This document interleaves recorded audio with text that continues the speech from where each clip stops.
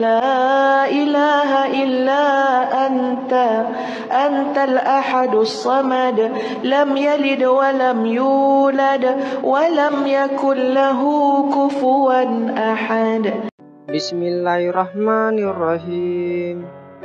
Assalamualaikum warahmatullahi wabarakatuh.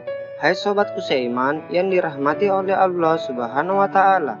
Semoga kalian dalam keadaan sehat-sehat ya, dan selalu dilindungi oleh Sang Pencipta. Kali ini saya akan membawakan kisah mengenai kelompok atau aliran yang sangat berbahaya di dunia. Tahukah kalian sobatku, bahwa di dunia ini banyak sekali aliran, organisasi, ataupun kelompok yang melakukan perbuatan tidak senonoh serta ia sangat kejam dan ekstrim. Sering melakukan tindakan kriminalitas yang dapat mengkhawatirkan keselamatan setiap manusia. Bahkan ia tak segan-segan untuk menghilangkan nyawa seseorang. Negara Eropa, Amerika, ataupun Afrika sering terdengar di publik dengan kelompok-kelompoknya ataupun organisasinya yang sangat brutal. Tapi kali ini kelompok-kelompok ataupun aliran-aliran yang akan saya bahas datangnya dari Asia, lebih tepatnya negara Jepang. Tanpa berlama-lama lagi, mari simak ulasannya.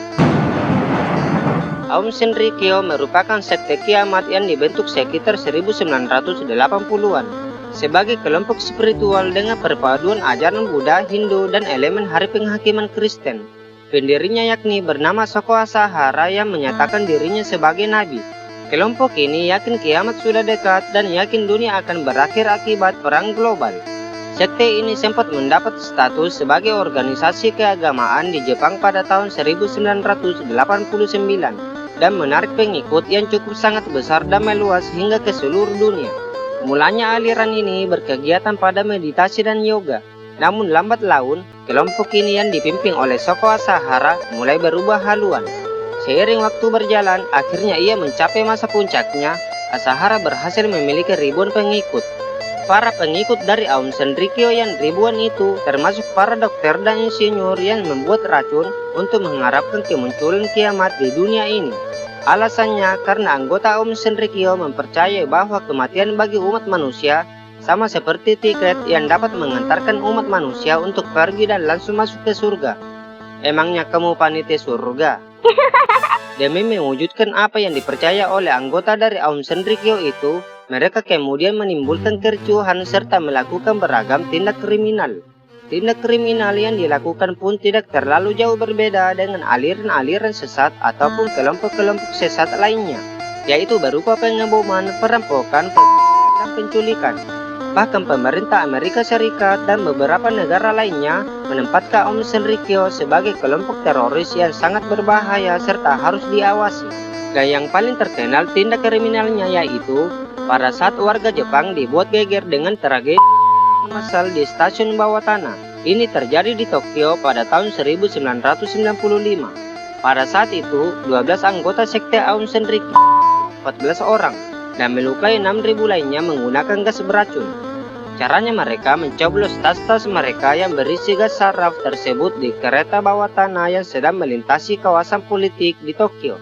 Saksi mata menyadari tas-tas yang bocor tersebut adalah gas beracun yang sangat berbahaya, dan setelah asapnya keluar maka akan menghantam mata mereka dan hidup mereka.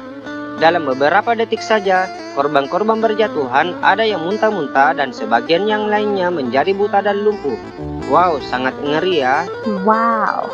Dalam beberapa bulan mendatang, anggota sekte kembali mencoba melakukan serangan dengan menggunakan gas hidrogen cyanida di beberapa stasiun kereta bawah tanah, namun serangan itu gagal. Untuk memberantas tindak kriminal atau kerusuhan yang dilakukan oleh anggota Aum Shinrikyo tersebut, pemerintah Jepang kemudian turun tangan menangani aliran atau kelompok ini agar tidak semakin berkembang. Akibat insiden tersebut, pemerintah Jepang kemudian menangkap Asahara sebagai pimpinan dari Aum Shinrikyo. Namun ketika diadili, Asahara tidak memberikan keterangan yang lengkap dan tidak pernah mengaku bersalah.